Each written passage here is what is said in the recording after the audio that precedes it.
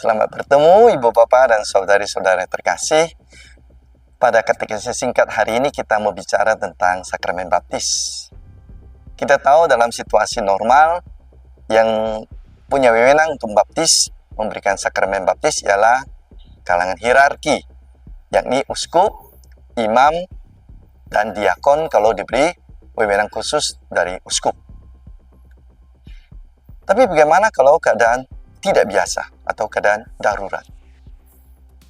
Artinya, kita tidak bisa menjangkau, tidak bisa mendapatkan pelayanan imam pada saat tertentu karena mungkin jarak kita terlalu jauh. Sementara orang yang mau dibaptis, entah itu pasien atau itu orang yang kita kenal atau anggota keluarga kita, itu sudah keadaan hampir meninggal. Perkara menit dan detik saja. Bagaimana? Masih harus menunggu imam, menunggu uskup, atau menunggu diakon?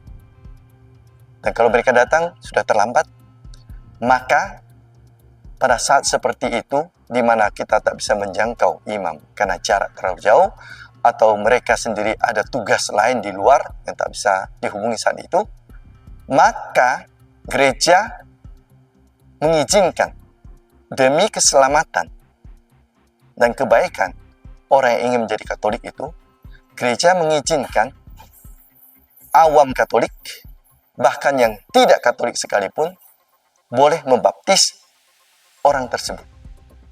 Sekali lagi, demi keselamatan jiwa dan demi kebaikan orang tersebut dalam kondisi darurat seperti itu. Kita awam biasa atau kita yang tidak Katolik sekalipun boleh membaptis asal memakai materi yang tepat dan rumusan baptis yang tepat. Apa materi yang tepat itu? Air jernih, air yang segar. Entah itu dari botol aqua, atau dari air ledeng, atau dari air sungai. Yang jelas air yang jernih. Yang kedua, kita memakai rumusan yang tepat, seperti yang dipakai oleh para hierarki.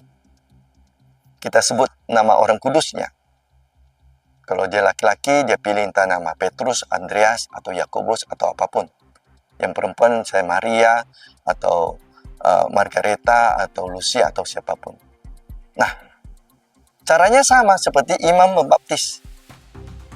Si pembaptis menuangkan air segar itu ke dahi dari orang yang mau dibaptis sambil memakai rumusan tadi. Petrus atau Maria, aku membaptis engkau dalam nama Bapa dan Putra dan Roh Kudus. Amin. Baptisan itu sah. Sama sahnya seperti dibaptis oleh imam atau uskup atau diakon. Tapi sekali lagi harus dikatakan dalam kondisi darurat, bukan dalam setiap situasi yang biasa.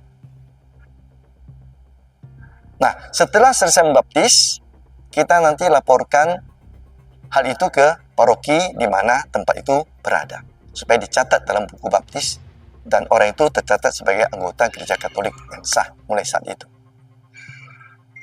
Ya syukurlah seandainya setelah dibaptis ia dapat sembuh kembali, sehingga ia bisa memperdalam imannya dan katekese dengan pengajaran-pengajaran dalam praktek sebagai seorang Katolik yang sudah sah.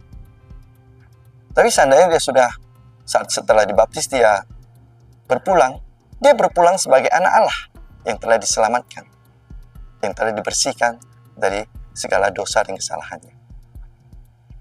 Jadi, saudari-saudara terkasih, semoga pengetahuan ini, pengajaran ini berguna bagi kita, kebanyakan kalangan awam, yang kadang-kadang tidak mengerti bahwa kita dalam kondisi darurat seperti itu punya juga wewenang khusus seperti para imam atau hierarki. Kadang-kadang ada orang yang tidak sempat menerima baptisan karena kekurangtahuan kita. Jadi semoga mereka yang sungguh-sungguh dalam keadaan darurat dapat tertolong karena kita semua mempunyai peran dalam penyelamatan jiwa mereka. Amin.